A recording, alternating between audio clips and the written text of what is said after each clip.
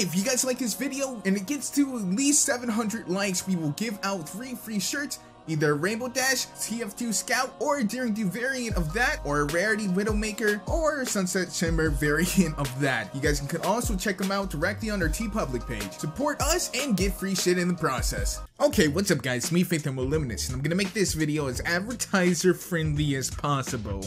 By that I mean probably not at all. Anyways, so you guys probably saw Buckball season. If you haven't, I'm not sure why you're watching a review on it. That seems kind of weird, Anon. You need to get your life in order. Anyway, so Buckball season is another mediocre episode featuring many glitches and animation and just continuity errors. It's just further highlight my disbelief in how little the animators seem to care, or the show writers. Again, I realize that they're contract writers, and do you really care about your McDonald's job? Because they're getting paid about the same probably. These guys aren't walking out of here with boats load of cash. Despite the budget for the episodes, that's not really going to the writers. Anyways, what are these animation and glitches that I'm talking about? Well, Snips become a like just normal mud pony for a little bit, for actually quite a while, just like how we saw Twilight's tail just kind of sitting there in Dungeons and Discord. Snips' horn just isn't there. Like, these are animation errors that I haven't seen since very early on in MLP's life. So it seems like we're coming full circle. Before, they just didn't have the resources to scan or the skills. Now they just don't care. They realize we're gonna watch the show no matter what, and unfortunately, we prove them every week. But there was also some weird scenes that they could have edited so easily, such as when Snips comes by, or Snails, I keep on calling him Snips, I'm pretty sure. When Snails comes by and catches the balls with his water barrels for whatever reason. I'm pretty sure Equestria has running water, so I'm not sure why he's carrying it. He catches 3 of them with 2 buckets. And if you slow down the animation, it literally just goes into the center and disappears like a black hole. Very good animators. But let's go ahead and talk about the episode itself. So the episode is a Rainbow Dash, Applejack, Pinky, and Fluttershy episode. The rest of the main 6, and Starlight Glimmer and Spike, I guess they're gone, because even when the rest of the town's there to cheer them on, they're not there. So yeah. Anyways, it's another episode where Applejack and Rainbow Dash take things too far, becoming too competitive and forgoing everyone else's feelings for their own. A lesson that these guys have learned numerous times, and in fact, just learned like 2 episodes ago. Like literally the cart before the ponies. Didn't they literally learn this lesson? It's like, I stand by the statement I've said before. Like, these horses are dumb. Like, really dumb. Why anyone still tries to hold MLP to this god level standard of just animation excellence is beyond me. It so clearly isn't. And yet, I keep on tuning in. And yeah, I realize I make a living off of the show, but I don't have to stream it. I don't have to wake up that early. I don't have to do a review.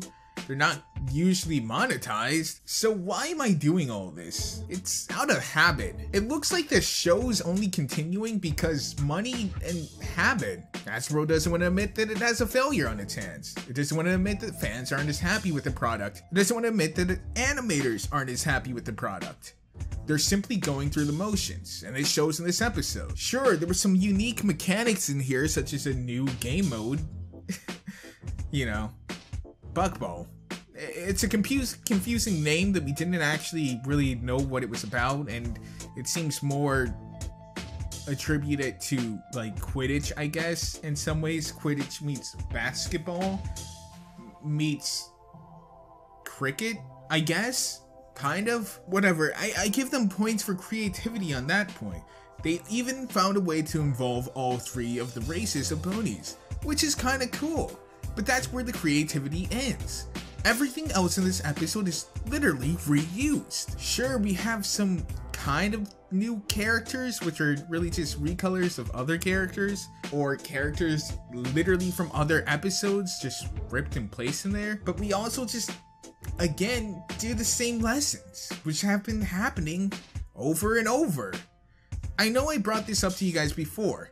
the discontinuing of writing into the journal, where they would write a lesson that they learned. And the reason why it looks like they stopped was because they'd just be repeating themselves. Applejack and Rainbow Dash would literally keep on saying, "We learned not to be such douchebags to our friends and to actually care about other people's feelings." Twilight would learn, I guess, to take a break and stop stressing out about everything. And then she learned something about friendship that should be obvious to her. The Buckball thing was kind of cool. It was. A lot of the mechanics that were shown in it were kind of awesome. You know, despite the fact that kickoff probably had you, if you missed, killing the person by slamming your back hoofs into their skull with immense force. That still would have been better than the episode. I understand that writing a show for like 6 years can be tiresome. If you're not actually interested in it, and because they keep on recycling who's gonna actually run the show, the vision isn't quite there. So they don't have dedicated employees, it seems like, and they don't have a dedicated leader. So the show is kind of in this void right now. And unfortunately, it's showing in the seasons. Will MLP die? That's the question everyone keeps on asking. No, it won't. It makes too much money and Hasbro has too much pride for that. I can tell you just from YouTube, Hasbro is making hundreds of thousands of dollars each month. But that aside, back to the episode. There's not really much that I want to go and talk about specifically. I've already mentioned the animation errors. I've already mentioned the continuity errors. But did you realize that the lesson that she specifically mentions about the people back in Ponyville would love her no matter what could have been directly tied to when she went off and, you know, lost the rodeo but didn't want to come home a failure?